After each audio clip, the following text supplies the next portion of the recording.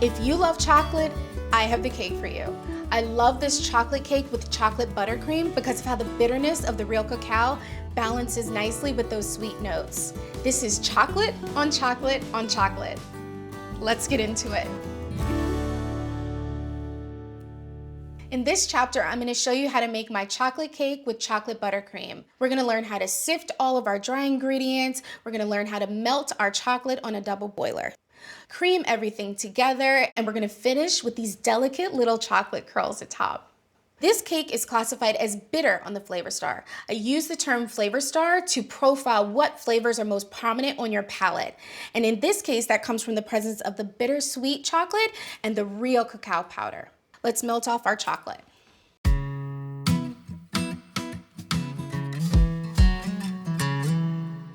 Just gonna put it into the base of a double boiler. And you're just gonna leave that for about 30 seconds. So this is our double boiler. All it is a simmering pot of hot water that is touching a temperature safe bowl atop.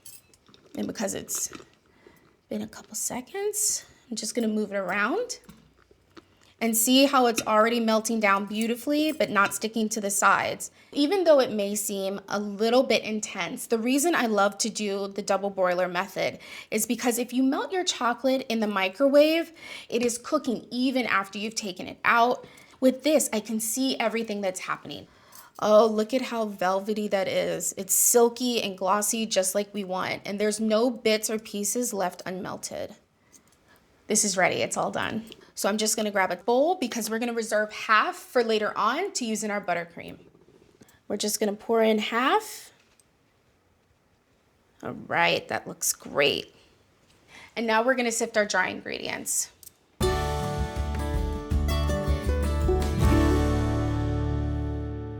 So I have my trusty large spoon here. We're gonna put in our flour, our real cacao powder, our granulated sugar, and we're gonna finish with our baking soda, baking powder, and salt.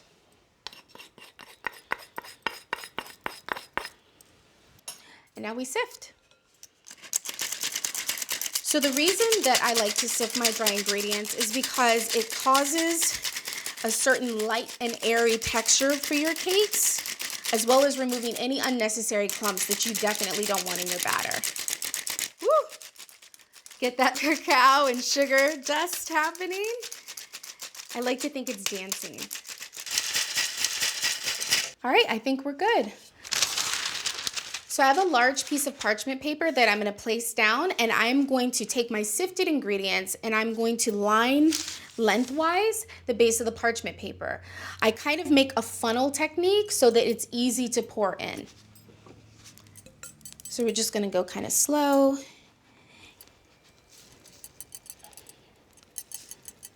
So now we're gonna take our brown sugar, light brown sugar, and we're gonna drop it into the base of our bowl.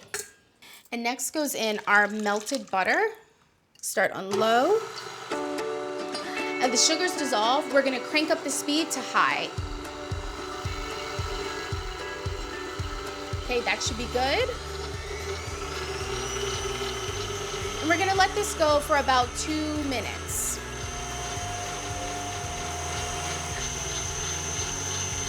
So this is just about done. It's been about 3 minutes. Let's check it. Oh, it looks perfect. We can stop it here. So what I'm gonna do is drop it back down to low, and we're gonna incorporate our eggs one at a time. Once that starts to settle in, I'm going to push the speed back up to medium. We don't wanna see any yellow because that means the yolk hasn't yet broken down and become one with the mixture. And that's looking good, so let's drop it back down and finish off with our remaining egg. Looks good. We're gonna crank it up again. So what you're looking for is for your mixture to be a little bit paler in color, not so deep from the brown sugar. The eggs will have emulsified in, and this is looking like it's ready. So we're gonna drop our speed back down, and we're gonna slowly pour in our reserved chocolate. Don't worry if you get a little chocolate on yourself, it's just a treat for the cook. Now we're gonna grab the sides of our dry ingredients placed on the parchment lengthwise, and we're gonna create a funnel and slowly pour that into the bowl. We're gonna alternate it with our buttermilk, one at a time. It's really important to incorporate this in batches and on low so that you don't get a crazy kick up of your dry ingredients. We can put about 1/3 of our buttermilk in. And it's really important that you have room temperature ingredients, or else it's gonna seize your chocolate up and you're not gonna have that velvety, silky, glossy texture that you want in your cake batter. So I'm going to pick up the speed now that that's kind of incorporated into the base and let that go for just 30 seconds or so. Oh, that looks perfect. So the way we know is because things are becoming incorporated, it's lighter in appearance, and that's going to change as we continually alternate between our dry ingredients and our buttermilk.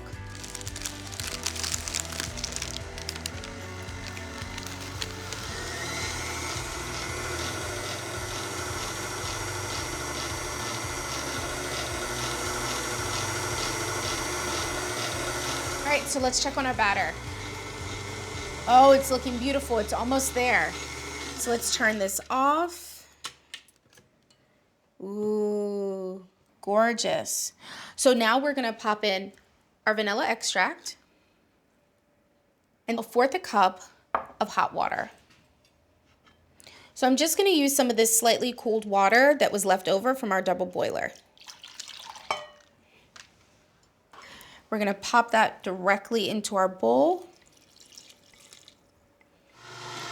You can immediately smell that vanilla hit. Let's crank it up on high. Great.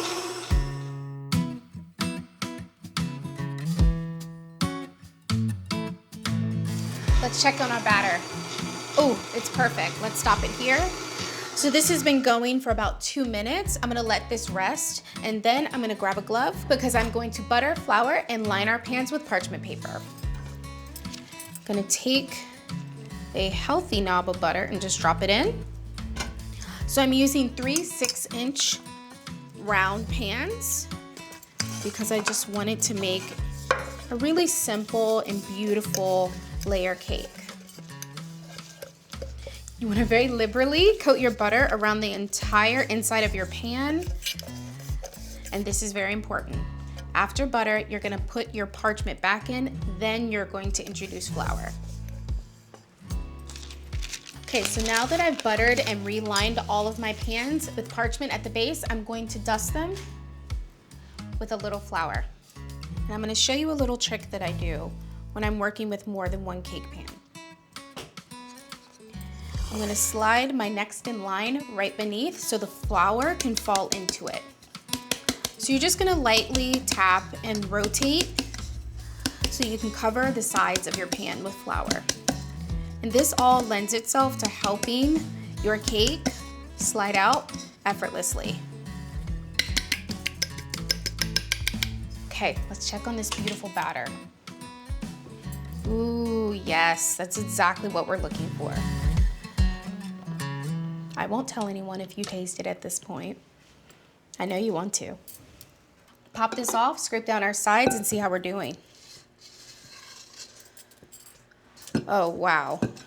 Everything's cohesive, working together in beautiful chocolate harmony. So I'm just gonna evenly pour this batter amongst my 3 pans. So I'm gonna start with this one. Ooh, that's my favorite part, aside from the eating. Really want to scrape down, getting every bit of it that we can. So these are ready for the oven, but before, we're gonna whack our pan ever so slightly. And we're just gonna lift each pan about 1 inch off of the surface, dropping it down because we want to remove any air bubbles that may have started to get into our batter that we don't need, but we're not going to over whack because then we're going to have a flat cake. So we're going to pop them into our preheated oven at 350 degrees. We're going to let these bake off for about 35 minutes and then we'll come back and we'll check them with a toothpick.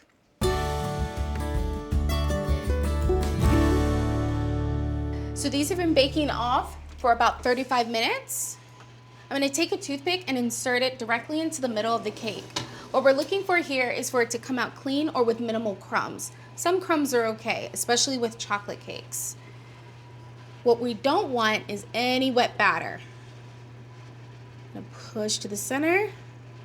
Let's pull it out. Up. These are ready. It came out clean. So I'm going to pop these over onto a cooling rack. So while they're cooling down, which they need probably about a good 45 minutes to an hour until they're ready to be handled, we're gonna make our chocolate buttercream. Let me grab my trusty rubber spatula and we're gonna put in 1 stick of room temperature butter. And then I'm gonna pop off my bowl because I'm just gonna sift this directly in. And I'm gonna put in half of both the confectioner's sugar and my cacao powder. Just sprinkle that in. And in my cacao powder, I have our salt as well. That should be good. Just gonna tap and then we start sifting.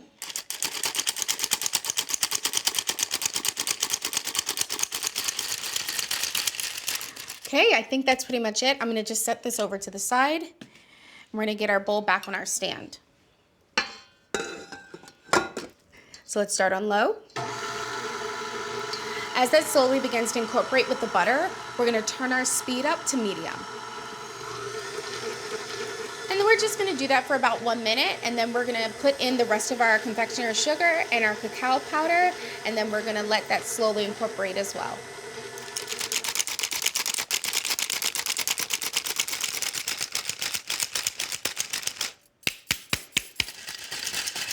So I think we've finished it all. Lock it in, and again, start on low. Okay, this is looking good. I want to show you something. So it's come together almost like a ball of dough. It's pulled away from the sides, and that means everything's gotten really well mixed in together. So this is a perfect opportunity to clean our paddle and add in our melted chocolate.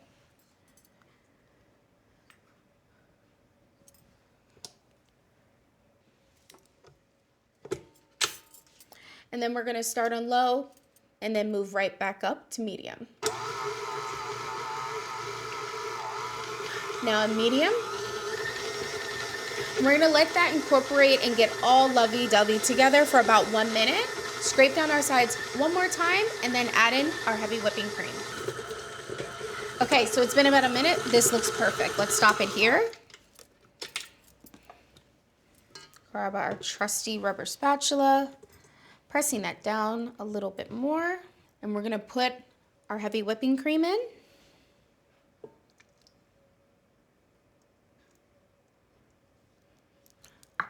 We're gonna start on low.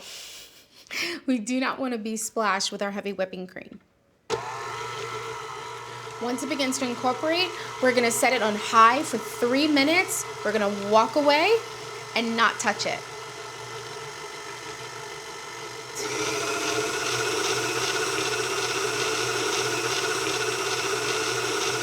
So this has been going for 3 minutes, so we're gonna stop it here. Ooh, look how beautifully this all came together. Look at that. Perfect, smooth and velvety, just like we wanted. Tastes amazing. Now that we have our buttercream, I'm gonna grab our cakes and carefully give them a tap. And the reason I'm doing this is because you want to move them around so that they come out easily. Oh, perfect. So I'm just going to remove that parchment paper.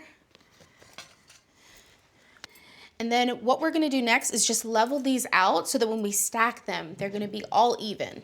So I happen to have a serrated knife because that edge helps to go directly through the cakes, but all you really need is a sturdy kitchen knife. So I'm gonna take our first cake round, and where you're gonna wanna cut is right there at the lip. With a flat hand, take your knife and just slowly rotate, keeping your knife leveled and flat. Pop off, and there you go. Okay, so as you can see, some of my cake fell out. That's okay. You can spackle it with a little bit of buttercream. You just put a little on. You stick it back into place.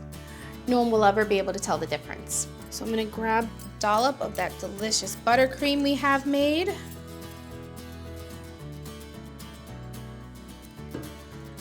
I'm gonna hold the base of the cake and I'm gonna work it down. So I'm just gonna go rocking back and forth between my fingers while moving my wrist in a fluid motion and just spread around the inside of the cake. Then I'm just gonna run it around. That looks good. Add in my next layer.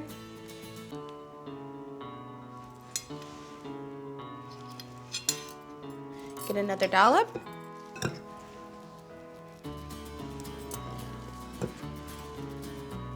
Again, repeating that same motion. And this is that round where our piece fell out. And don't worry, because when we put our crumb coat on, you'll see what I mean. So we're just gonna work it to the base, kind of spackling that side. Easy enough. And we're gonna grab our last cake round. So now we're gonna apply our crumb coat, and I wanna do a semi-dressed cake, which just means a really nice thin covering of the buttercream.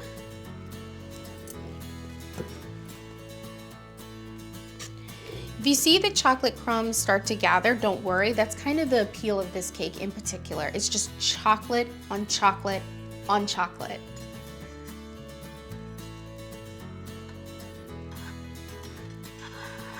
So you're just gonna work it back and forth just like when we were applying it on our cake, just rolling it through your fingers. And then look at that, our little hole, we're gonna spackle right over that. No one will ever know.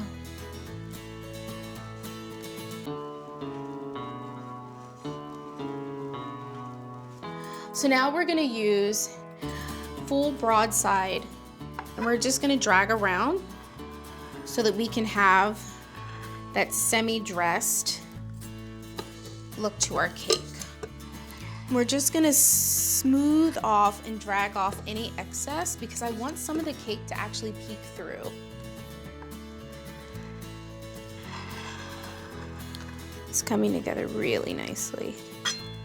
So I'm just gonna take it through one more time, really dragging around our edges, but I think we're just about done. So I'm just gonna make a cute little swivel on top, tracing it back and forth till it looks exactly how I want. And I'm pretty happy. And we are gonna finish this cake with some really delicate, beautiful chocolate curls. So I'm just bringing over a bar of bittersweet chocolate, and I'm gonna just need a vegetable peeler and a glove. So the reason I'm using a glove is because I'm trying not to make a mess. The warmth from my hands is gonna melt the chocolate while I'm manipulating it. And so what we're gonna do is just take the bar and we're gonna shave from the top. Ooh, they're so pretty. So you just shave and the little curls fall, and you try not to eat them all. This is probably one of my favorite techniques. It feels really fancy, but it's super simple, and anyone who has a vegetable peeler can do it. You guys, I can't wait for you to taste this chocolate buttercream. Look at that mountain of delicate chocolate curls. I think this is good. So I'm just gonna set this here, pop up my glove. So I'm just gonna cut a small slice. Ooh, comes through so well. So I'm just gonna slide this out. Oh, look at that. Gorgeous. Let's taste.